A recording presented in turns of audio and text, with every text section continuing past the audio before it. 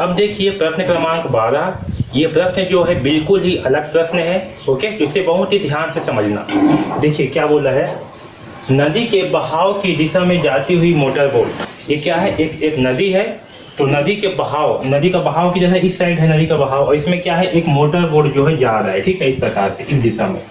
तो नदी के बहाव की दिशा में जाती हुई मोटर बोट दो तटीय नगरों के बीच, यानी कि दो नगर है, मान लो यहाँ से लेकर के यहाँ तक क्या है, एक नगर है, तो इन दो नगरों के बीच की दूरी 5 घंटे में तय करती है। कितने घंटे में तय करती है, यहाँ से लेकर के यहाँ तक की दूरी को 5 घंटे में तय करती है। बहाव के विपरीत, ये जो बहाव है, बहाव की जगह इस साइड है, बहाव के विपरीत दिशा में यानी कि इस साइड मोटर बोट इसी दूरी को 6 घंटे में तय करती है।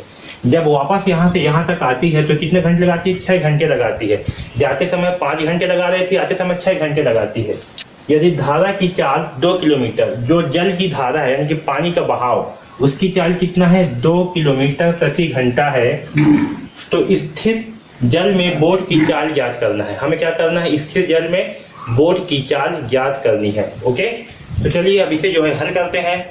तो हम क्या मानते हैं, हम जो है मानते हैं कि स्थिर जल में बोट की चाल क्या है, हम जो है मानते हैं बोट की चाल, हम बोट की चाल को क्या मानते हैं, x किलोमीटर प्रति घंटा। ठीक है, कितना, x किलोमीटर प्रति घंटा। जल धारा की चाल कितना दिया हुआ है, 2 किलोमीटर प्रति घंटा।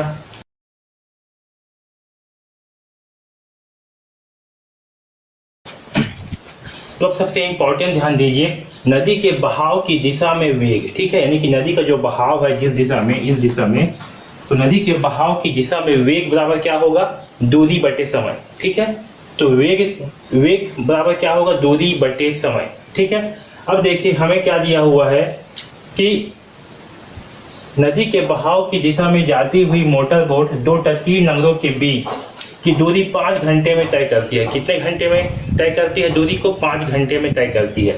और वेग क्या होगा, आपका चार्ज क्या है, वेग है ना। तो जब इस दिशा में जो है क्या है, आपका नाव जो है जा रहा है। ठीक है, देखिए अच्छे समझिए ना, बहुत ध्यान पूर्वक इसे जो है बहुत अच्छे से समझिए। ये क्या है, आपका नदी है, ठीक, इसका वेग कितना है, नदी का वेग 2 किलोमीटर प्रति घंटा।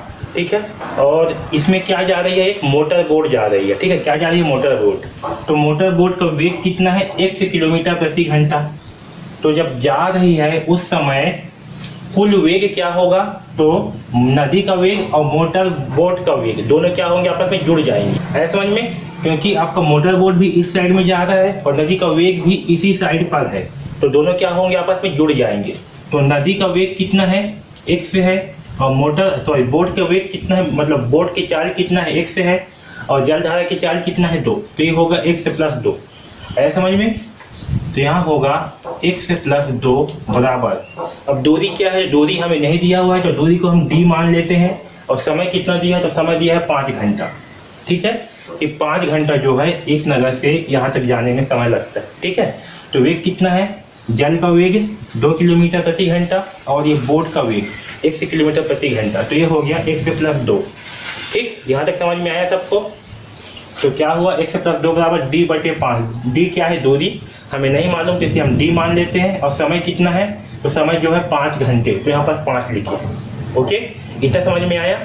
अब यहाँ पर क्या करेंगे, 5 को जो है पक्षांतर कर देंगे, तो क्या हो जाएगा, 5 × 1 से प्लस 2 बराबर d,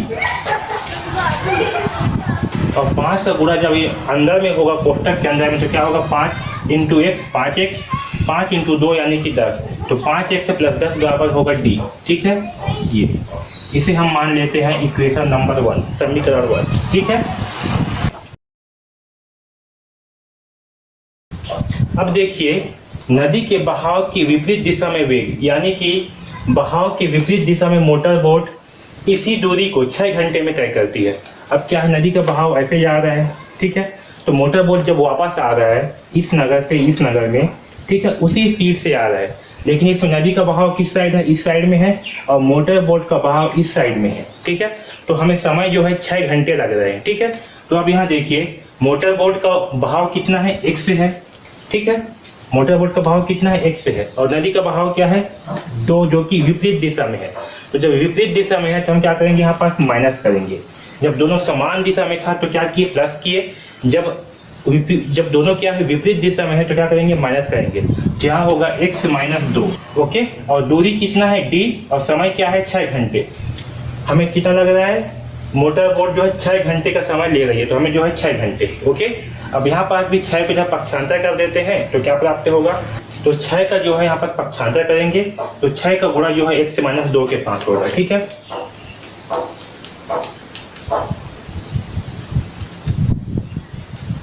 ओके, अब 6 का जो है इस कोष्टक की संख्या के साथ गुणा कर देते हैं तो यहाँ होगा 6x माइनस 12 बराबर d। ये होगा समीकरण 2।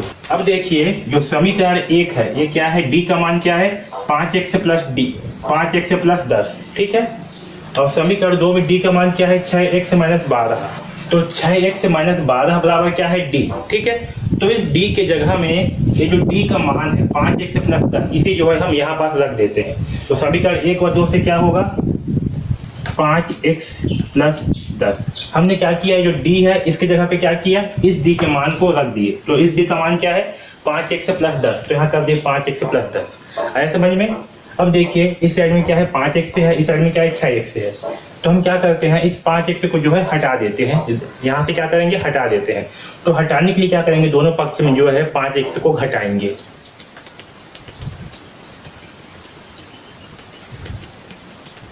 ठीक है, तो दोनों पक्ष में जो है 5x को घटा देते हैं तो क्या प्राप्त होगा, 6x माइनस 5x माइनस 12।